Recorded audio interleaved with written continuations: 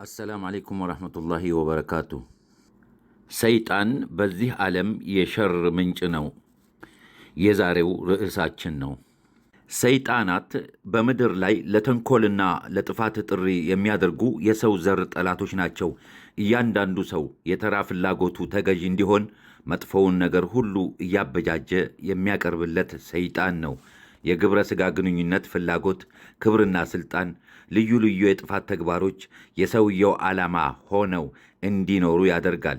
በሰዎች መካከል ጠብና ጥላቻ እንዲፈጠርና ወንድም ከወንድሙ፣ ባል ከሚስቱ፣ ጎሳ ከጎሳ እንዲቃቃሩና እንዲለያዩ የሚያደርገው ሰይጣን ነው።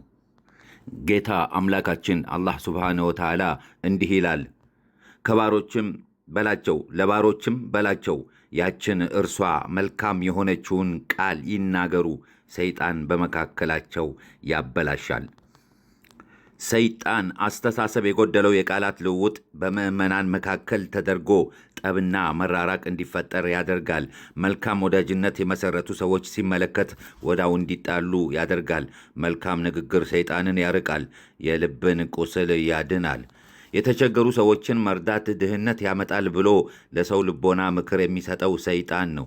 ገንዘብን አጥብቀው እንዲይዙ እንዲሰስቱና ዘካት የሚገባቸውን ወገኖች ድርሻቸውን እንዳያገኙ ያከላክላል። በቁርአንም ይህን ጥቅስ እናገኛለን። ሰይጣን እንዳትለግሱ ድህነትን ያስፈራራችኋል፣ በመጥፎም ያዛችኋል። አልበቀራ ቁጥር 268። መጠጥና ቁማር ሰይጣን አጥብቆ ሰዎችን ከሚፈታተንባቸው ነገሮች ዋነኞቹ ናቸው። ምክንያቱም ሁለቱ ለኃጢአት፣ ለጥፋት፣ ሰዎችን ለማጣላትና ከአላህ ዚክር ማለትም ማውሳትና ማስታወስ ለማዘናጋት አይነተኛ መሳሪያዎች ናቸው።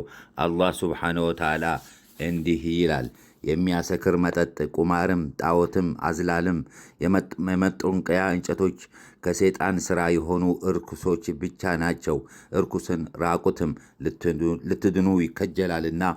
ሰይጣን የሚፈልገው በሚያሰክር መጠጥና በቁማር በመካከላችሁ ጠብና ጥላቻን ሊጥል አላህን ከማውሳትና ከስግደትም ሊያግዳችሁ ብቻ ነው።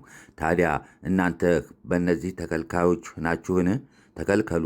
አልማኢዳ ቁጥር 91። አባካኝነት የሰይጣን ባህሪ ነው። ምክንያቱም አባካኝ ሰው ፈጣሪ የለገሰውን ጸጋ ወደ መርሳት ያመራልና። አላህ ሱብሓነሁ ወተዓላ በቁርአን አባካኞች የሰይጣናት ወንድሞች ሆኑ፣ ሰይጣንም ለጌታው ከሃዲ ሆነ ይላል። በአሁኑ ወቅት ዓለምን ያጥለቀለቀው ስሜት በሚቀሰቅስ ሁኔታ የሴቶችን ከፊል እርቃን ሆኖ መታየት፣ ከዛም አስከፊ የሆነ የግብረ ሥጋ ግንኙነት ተግባር መፈጸም የሰይጣን ዓላማ መሳካቱን የሚያሳይ ሁኔታ ነው። በዓለም የሚታየው ወንዶችና ሴቶች እርቃናቸውን በአንድ ላይ የሚሰበስቡት ትርኢት፣ በየቡና ቤቶቹ የሚሠራው ጥፋት፣ የሂፒዎችና የመሰሎቻቸው የሞራል ብልሽት ሁሉ የሰይጣን ፍትወት ውጤት እንጂ ሌላ አይደለም። ይህንኑ ሐቅ ገና ሰይጣን በምድር ላይ ሳይሰራጭና ዘመቻውን በስፋት ሳይጀምር አላህ ሱብሓነሁ ወተዓላ ነግሮናል። የአዳም ልጆች ሆይ ሰይጣን አባትና እናታችሁን እፍረተ ገላቸውን ሊያሳያቸው ልብሶቻቸውን ከነሱ የገፈፋቸው ሲሆን ከገነት እንዳወጣቸው ሁሉ እናንተን አይሞክራችሁ። አልአዕራፍ ቁጥር 27። ወሰላሙ አለይኩም ወረሕመቱላሂ ወበረካቱ።